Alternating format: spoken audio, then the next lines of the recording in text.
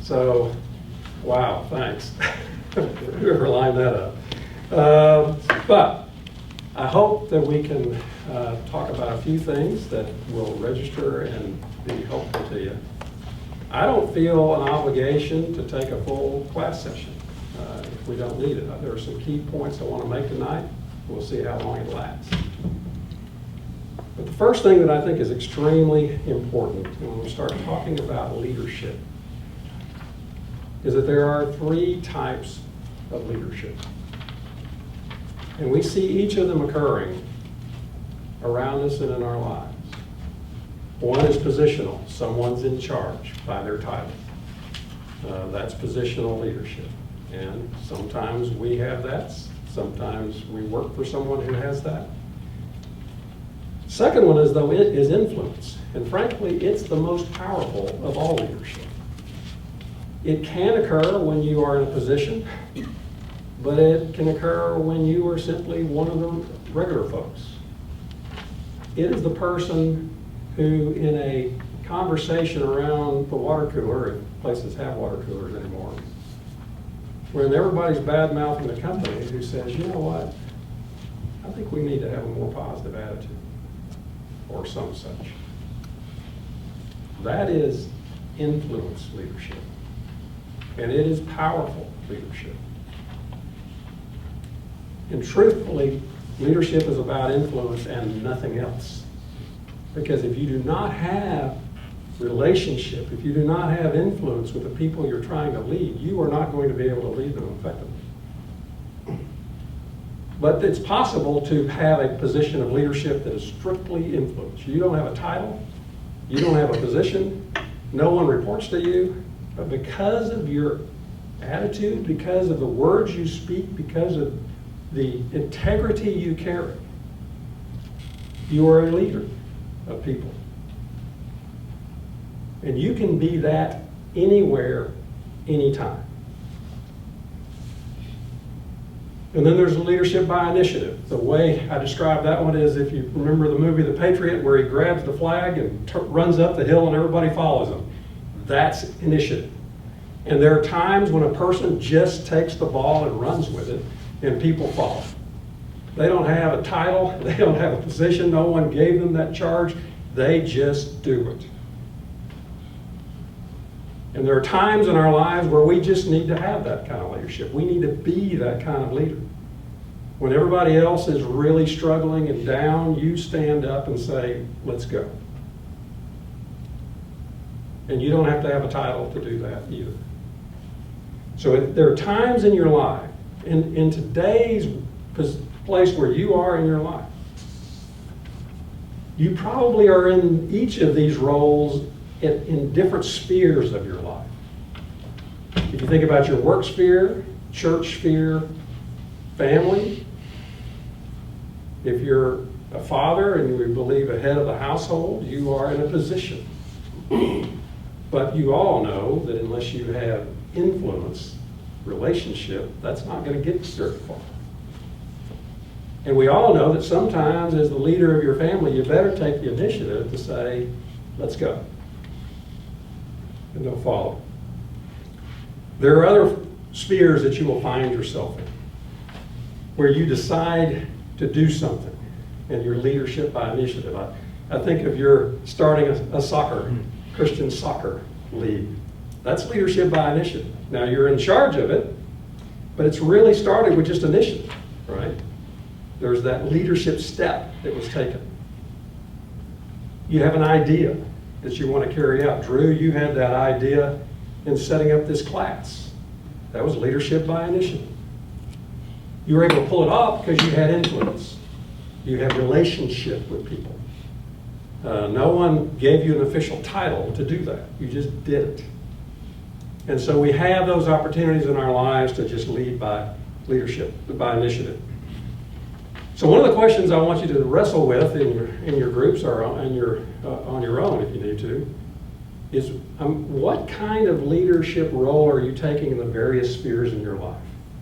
Identify which, think of things you are doing and spheres within which you're operating. What kind of leadership are you exhibiting? And think about how the main purpose of that is to recognize that you are in fact a leader when you do that. You are a leader by those roles. The second point to make that I really want to make is there is no such thing as a natural born leader.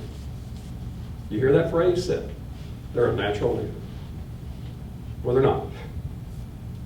There are people who can articulate ideas well, who have the gift of standing up in front of people, of encouraging them, of exhorting them, and we say they're a leader. No, they're not. They're simply talented at standing up in front of people and encouraging and exhorting. We know of people who are decisive. They make decisions. And we say they're a leader. And we combine those two together and we say they stand up in front of people and they exhort people and they encourage people and they're decisive and therefore, wow, they are a leader. Well, no, they're not. Unless they have learned the skill sets of leadership, they're going to fail miserably. They're going to let people down because they don't know what to do next. They don't know the law of buy-in, which is Maxwell's law, where, you know what, you need to get people to go along with you and convince them why it's a good idea. Simply being decisive doesn't just do it. If you're able to stand up in front of people, people will eventually see through it if you don't have the true leadership skills. They'll see right through it, and they will not continue to fall. So the need is, and the point of this is, that you must develop your leadership skills in order to be a leader. There is no natural leader. There's no such thing as a natural leader. Maxwell wrote a book called The 21 Irrefutable Laws of Leadership. It's the best book on leadership I've ever read. I wish I'd read it when I was younger. When I got to the point that I read those laws, and I said, wow, he's right. Because I've seen it where it works, and I've seen it where things don't work, and I'm going, those laws are really irrefutable. They really are it. And his first law is the law of the lid. The law of the lid means the people you lead can do no more than your leadership skills allow. You are the lid. Whether it's your family, whether it's your business, whether it is your church, whatever it is, your leadership skills will determine how high your group that you are leading can achieve. So if you do not prepare and learn how to lead, those who are following you will be limited in what they can accomplish. The law of the lid. So, I want to talk a little bit about that tonight, and I want to turn to none other than Joshua. Joshua, son of Nun, and his good friend Caleb, son of Jephunneh, or Zephaniah, or however you wish to pronounce it. We know that Joshua and Caleb, what do we know about them?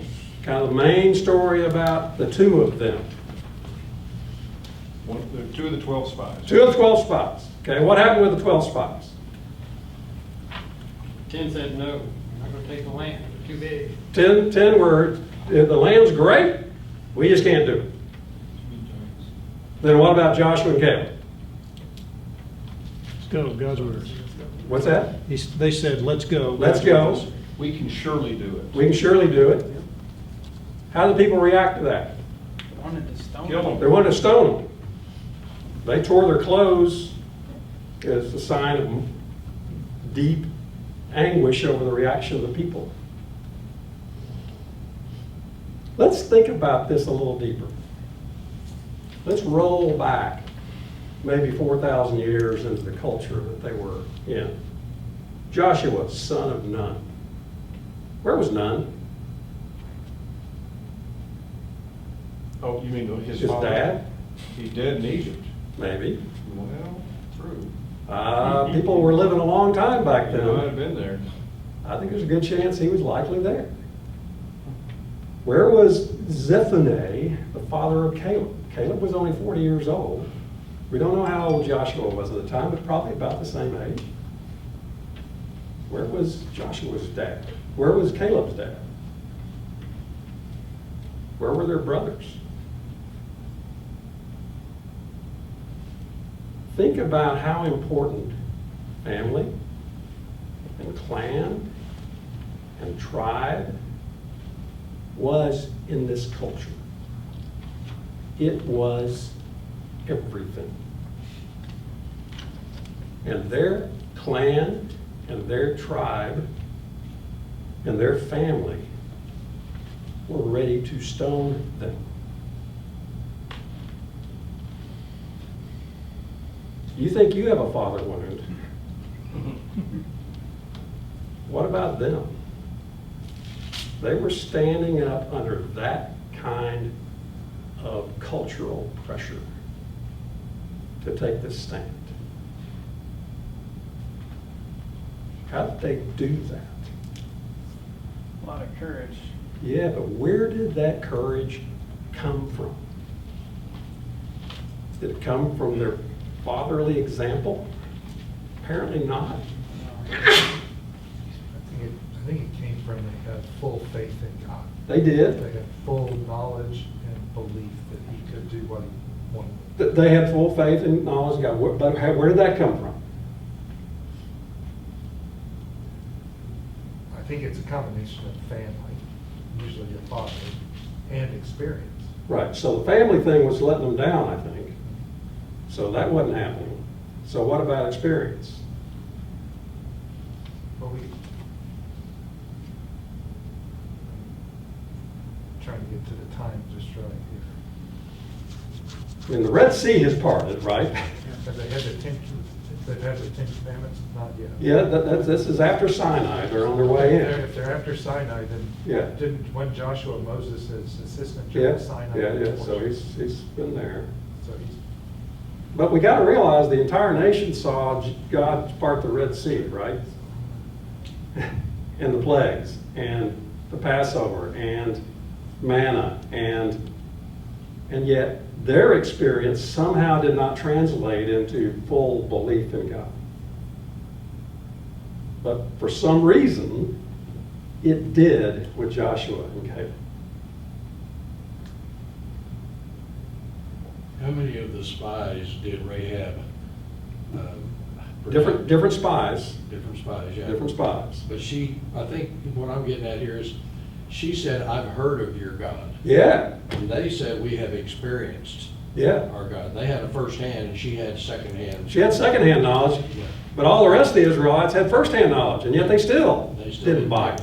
Yeah, How does Rahab, get there? yeah. Some of that you can't explain. Why does one person buy in and another person doesn't? But it does have a lot to do with a mentorship process that took place not with Joshua's dad or Caleb's dad, but with Moses. Moses took Joshua, and we kind of sense maybe Caleb was around there too, because otherwise he wouldn't have been as tight with Joshua as he was. But we know about Joshua. Moses took him under his wing and mentored him. Didn't God assign him as the next coming person? He did, but there was a lot of things that happened before that happened. And I think part of this is Joshua, an all-knowing God. I'm not going to try to explain God, but Joshua had proven himself to a great degree before that ever happened. But let's talk about what did Moses do with Joshua. And I think you have to recognize there's two things going on here. And see if you can see it. There's Moses taking Joshua, but there's also Joshua being a part of this too. Right? He's desiring this by his actions. So, the first thing I want to say is that Moses gave Joshua a mission. He gave him a task to do. Somebody read Exodus 17, 8 through 13.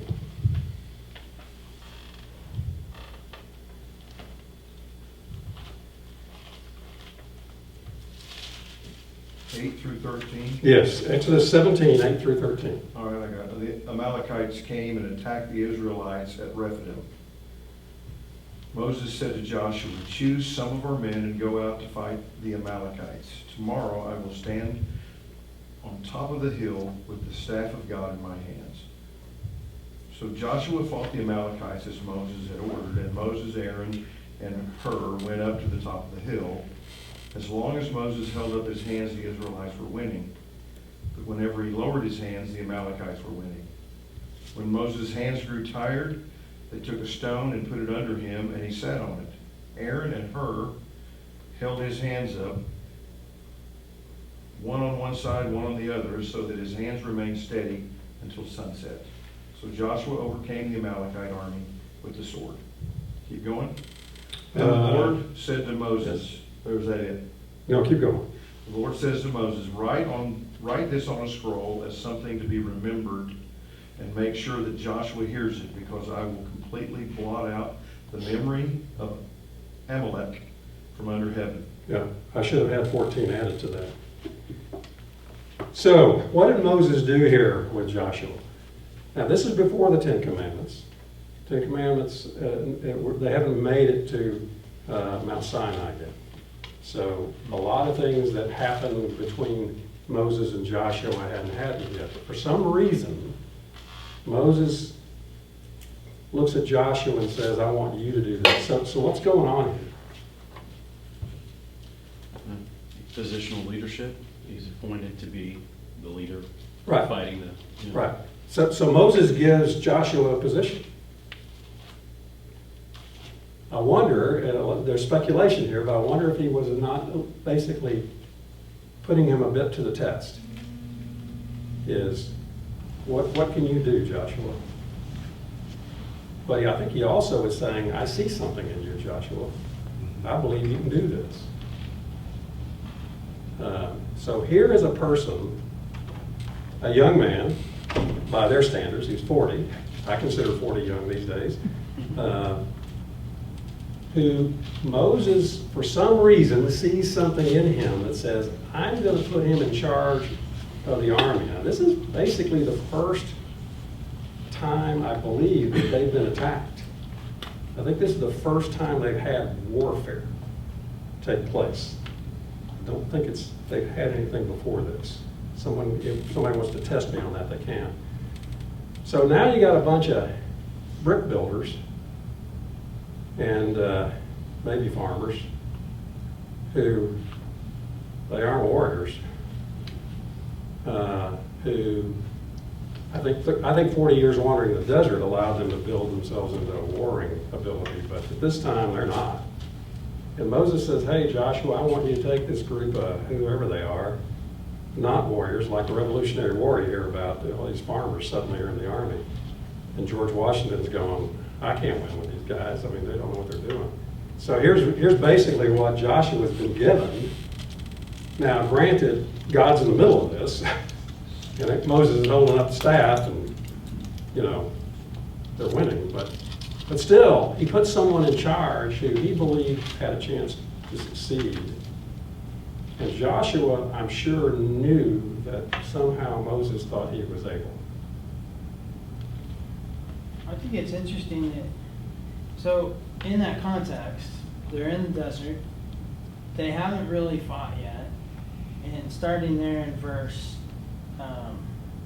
8 says, then Amalek came and fought against Israel. So Amalek's attacking them. And then after that happened, Moses says to Joshua, choose men and go fight against them. So not only is he giving Joshua this title, he's giving him authority to choose other men to follow him. Right. So he's delegating that responsibility not only to go out and war, but to choose his army. Yeah, go build a team. Go build a team. Yes. There's another note. If you go to Deuteronomy 25, Mm-hmm. it says, remember what the Amalekites did to you along the way when you came out of Egypt. When you were weary and worn out, they met you on your journey and attacked all who were lagging behind. Mm. They had no fear of God. And then, when the Lord your God gives you rest from all your enemies around you in the land he is giving you to possess his inheritance, you shall blot out the name of Amalek from under heaven. Do not forget. But it's all the way till the time of David before it happens. Wow. Yeah. They remembered the Alamo a long time. Huh? Yeah. Well, so here we are. Joshua, we're just across the Red Sea, and Moses is picking Joshua to do something that a relatively young man was being asked to do. All right, so he gave Joshua a mission, put him to the test, but he also endorsed him, and he also told him by his actions that he believed he could do something. He also brought Joshua along with him. Exodus 24, 9 through 13.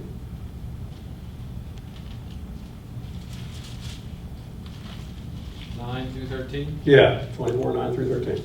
Then Moses went up with Aaron, Nadab, and Abihu, and 70 of the elders of Israel, and they saw the God of Israel, and under his feet there appeared to be a pavement of sapphire, am I right? As clear as the sky itself. Yet he did not stretch out his hand against the nobles of the sons of Israel, and they beheld God, and they ate and drank. But the Lord said to Moses, Come up to me on the mountain, and remain there, and I will give you the stone tablets with the law, and the commandment which I have written for their instruction. So Moses arose with Joshua his servant, and Moses went up to the mountain of God. So, first of all, this is an amazing story, right? God throws a dinner party for the leaders of Israel, and he lets them see him, whereas the norm is if you see God, you're going to die. They didn't die. They were there, and they had dinner. It was great. And then he says to Moses, come on up to the mountain. And who does he take with him? Joshua. So all the things that are going on Mount Sinai, the conversation between God and Moses, the writing of the Ten Commandments, the giving of the law, Joshua was right there. Now, all the action seems to be happening between God and Moses, but this young man is with Moses, getting to observe what's going on. I think in some circles you might call that a bit of an apprenticeship, an internship, where the leader is taking with him someone younger and letting that person observe what's going on and learning from it. So, when a person is mentoring another person, they need to help them come into situations where they can observe how a person of experience deals with circumstances. Whether that's in business, whether that's in church, family, that's a little more difficult, but perhaps a more experienced dad is taking along a younger dad on a combined family trip, and they're being able to observe how hopefully the husband and the wife behave with each other is good, and they're being able to see how couples who've been married longer treat each other, and how, you might say, it's done. So in the standpoint of thinking about how to mentor someone, bringing them along in the circumstances is a significant part of the process. Significant part of the process. It's important for someone who is wanting to be mentored and therefore learn leadership skills to try to find ways to seek to be included in processes so that you can observe how it's done. Mentoring is a two-way street. The mentee and the mentor need to be working together, but the mentee has to be just as active in grabbing hold of those opportunities to be part of things that are happening so that they can observe how it's done. Yes? Real briefly, it's interesting, the first time he's with Joshua, Aaron and Hur are holding up Moses. And the second time, Aaron and Hur are left back. They're left behind. And they do the golden calf. Yeah, they do the golden So calf. He's not only watching Moses, he's watching these other two guys. Yeah, so so Yeah. you learn from good examples and you learn from bad examples. Joshua saw how it didn't work out very well when those guys who were left in charge behind blew it big time. So he observed that as well. And Don, I don't know how far you want to take that story. Take it as far as you Maybe want. I'm too tired of making a comment, but talk about how someone who's looking after someone that they're mentoring, God was doing it, and this guy something put his hands up. But if Moses wasn't doing his job, Joshua would have went down. Right? It appears. It would have. So there's kind of an angle there. You alluded to it. Yeah. That seemed to kind of stand out at me. that- Right. that He was backing him up. He was backing him up, even though he gave him an assignment and he gave him endorsement and he obviously said, I believe you can do this. He had to do his job of backing him up. He couldn't just walk off and say, I hope it goes well. He had to be there to shore him up and help him. That's right. It's interesting that he had to stick with it too, because Moses was up there, what, 40 days or longer? He was On Mount gone. Sinai, yeah. And that's probably, without Joshua probably waiting for him when Moses entered the cloud. He was waiting for Moses to Yep. do that. Right. So. He stayed with He had to it. stay with that. Yeah, he did. Yeah, he did. So again, that's where the mentee took the initiative to stay in the situation, to learn as much as he could. The other thing that Moses gave Joshua is simply presence. There's no substitute for time and presence. Somebody read Exodus 33, 7 through 11. Now Moses used to take a tent and pitch it outside the camp, some distance away, calling it the tent of meeting. Anyone inquiring of the Lord would go to the tent of meeting outside the camp. And whenever Moses went out to the tent, all the people rose and stood at the entrances to their tents, watching Moses until he entered the tent. As Moses went into the tent, the pillar of cloud would come down and stay at the entrance, while the Lord spoke with Moses. Whenever the people saw the pillar of cloud standing at the entrance to the tent, they all stood and worshiped, each at the entrance to their tent. The Lord would speak to Moses face to face as one speaks to a friend. Then Moses would return to the camp, but his young aide, Joshua, son of Nun, did not leave the tent.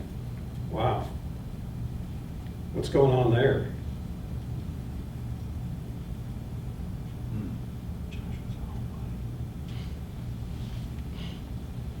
That's one where I heard this whole story for all my life, and I missed that last statement until about a couple of years ago. Where was Joshua when all of that was going on? He was in the tent. He was listening to God and Moses talk as friends. And when Moses left the tent, Joshua stayed there. Now, I don't know whether there was any conversation between God and Joshua going on. Don't know. But the point is, Joshua wanted to be absolutely sure that he was there when all this was taking place, so he just never left. So when Moses showed up, Joshua was already there. And when Moses left, Joshua stayed. He was camping out in that tent. He didn't want to miss anything. So once again, you have Moses who took him along and brought him into the tent and allowed that to happen. He set up the situation where Joshua could experience all of this. But then Joshua took the initiative to make sure he was there. He took full advantage of that opportunity to be in the presence of Moses, the presence of Moses and God as they're conversing, and to experience that. A good example today would be if someone younger is with someone older in times of prayer. To listen to how an older person prays and what they pray about. Just be with them when they are in the presence of God and to listen. To be around them as they are experiencing the things of life and how they interact with God in those times. That takes the initiative of a younger person to be around them. It takes the initiative of an older person to invite them to be around. Without that coming together of a mentor and a mentee, that experience just doesn't happen. And so the tent of meeting, Joshua was there. He stayed there, he camped out. Anytime Moses came in, God was there, Joshua was there. So Don, you filled in the blank for me on a question I've had at that point when Joshua and Caleb are about to get stoned. And God says, Caleb had a different spirit and followed me wholeheartedly. I wondered why he didn't say that about Joshua. I don't know the answer to Well, that. I think you just filled in the blank for me. It was already obvious. The guy probably was the de facto leader Yeah, if Moses dies right. already. Yes, he I mean, was. if he gets He was- to, if he gets to Be in go the tent of tent meeting, yeah. and be there, Right. it's already happened. And so Joshua was different too. Yeah. He Caleb was, and Joshua that's were right, different. that's a good point. Yeah. It may be making the comment about Caleb is what you might not expect it of Caleb, whereas you would expect it of Joshua. Yeah, true, good point. And like I say, I have to believe somehow that Caleb and Joshua had some relationship. They certainly did afterward. Well, they had 40 days in the wilderness, and I am positive they were the two carrying the grace back. Yeah, that'd be my guess too. They Yeah. weren't Yeah. coming back with their tail between Right, their if legs. they didn't know each other before then, they did Yeah. during that trip. Yeah. That's true, good point. They had a lot of time to converse. Don, do you think there was a level of confidence there? Maybe that's what he saw in Joshua. Because if you go back through, you find out that Miriam and Aaron both went against Moses. Yeah, Joshua wouldn't go against him. Maybe that's what he saw was the loyalty, yeah, that he wouldn't turn against him because, in leadership, you've got to have some loyalty. right. And that's a very important issue because his own brother and sister got mad at him over the traditional hierarchy of the inheritance. Well, I hope that in life, particularly those of us who've been around a while, we've had those moments, hopefully more than one moment, where we see something in a young person. And we can't quite put our finger on what it is, but they're just different in a good way. And we begin to invest in them because of that. We see something in them. As we get to know them better, we begin to understand what there is about them that's different. But in a way, we see people who have a different spirit. And we can't put our finger on what it is, but there's something. And as you younger guys, you're already getting to an age where you have younger people that are working around you. You also are beginning to probably experience that. And certainly that's and so what that says is there's some kind of connection between you and them that you need to begin to develop and strengthen and work with to allow your mentoring to take place with them as mentees. Moses delegated, Numbers 27:18 through 23. What was it again, Don? Numbers 27:18 through 23. So the Lord said to Moses, take Joshua, the son of Nun, a man in whom is the Spirit, and lay your hand on him. Make him stand before Eleazar, the priest, and all the congregation, and you shall commission him in their sight. You shall invest him with some of your authority, that all the congregation of the people of Israel may obey. And he shall stand before Eleazar the priest, who shall inquire for him by the judgment of the Urim before the Lord. At his word they shall go out, and at his word they shall come in, both he and all the people of Israel with him, the whole congregation. And Moses did as the Lord commanded him. He took Joshua and made him stand before Eleazar the priest and the whole congregation, and he laid his hands on him and commissioned him as the Lord directed through Moses. So what's Moses doing here with Joshua? Passing the torch. He's passing the torch. He's giving part of his authority, not full authority, right? So that's a delegation taking place. Moses still has the main authority. Partial authority is being passed down. But it's clear that he's passing down authority. In what venue, what kind of circumstance is he doing it? What's going on around as he's doing this? Doing this in front of the assembly. Doing this in front of the assembly. He's making this very public. He's not only delegating, but he's saying to everybody, hey, I'm delegating, this is my guy. I am giving him this charge. So there are times as we are working with younger people and bringing them along, it's time to delegate to them, and it's time to do so in a way that's public enough that people know you've done it. That gives them the clout to be able to do what they need to do. Okay, he also encouraged and strengthened. Deuteronomy 3:27 through 28. Get thee up onto the top of Selah. I lost it. I lost it. 3:27 through 28. I hit a button. Oh, okay. Go up to the top of Sega and look west and north and south and east. Look at the land with your own eyes, since you are not going to cross this Jordan. But commission Joshua and encourage and strengthen him. For he will lead this people across and will cause them to inherit the land that you will see. So, what is Moses supposed to do with his young protege? What's the task? Delegate and Courage and strength. courage and strength. Pass the rest of the torch. You pass the rest of the torch, and you have to not just do it, but you have to speak words into them of encouragement and strength. You have to say to them, basically, I know you can do this. I know you have it in you. I am confident in what you're able to do.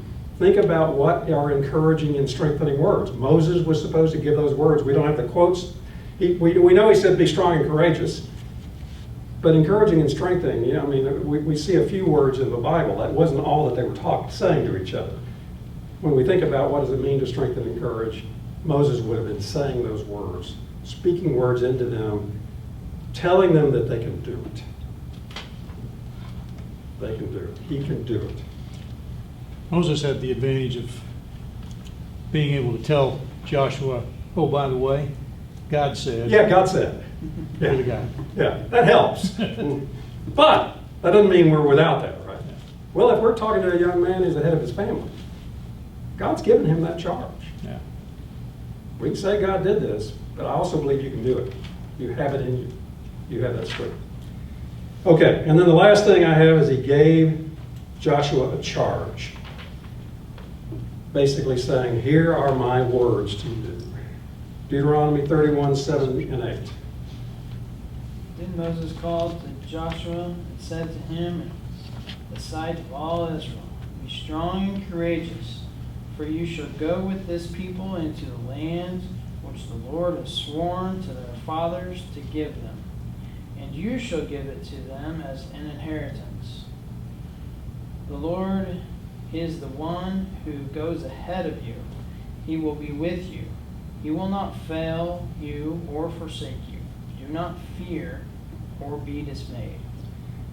And so when we start getting into Maxwell's laws of leadership, one of them is legacy. That you begin as you get older to impart the charge to the next generation. You begin to speak words into them. And you know, it's amazing how often those kinds of words don't take place. Things are presumed, things are assumed. But unless the words come out of your mouth, they don't happen. They never happen. Unless you speak into your children, into younger men and women, the charge of being about being the people of God and leading others in that effort. Be strong and courageous. God's with you. Those kinds of words that need to be spoken to your kids and to others who you are in a mentoring relationship with. That is something Moses was told to do, and he did. And then he also did it in a circumstance, in this case, where it's in front of everybody.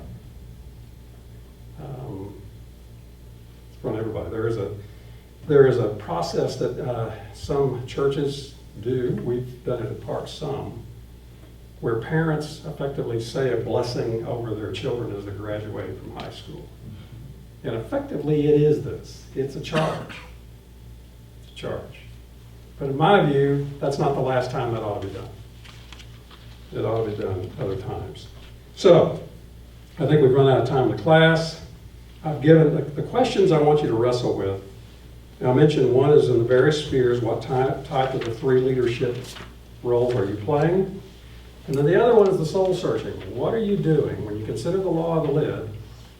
What are you doing to improve your own leadership skills?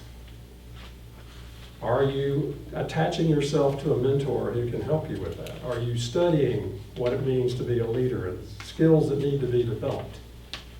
Are you learning by teaching? Are you beginning to mentor others so that you learn while you're mentoring at the same time? That'd be a question to wrestle with. So we'll see you next week. I think we are done for the evening.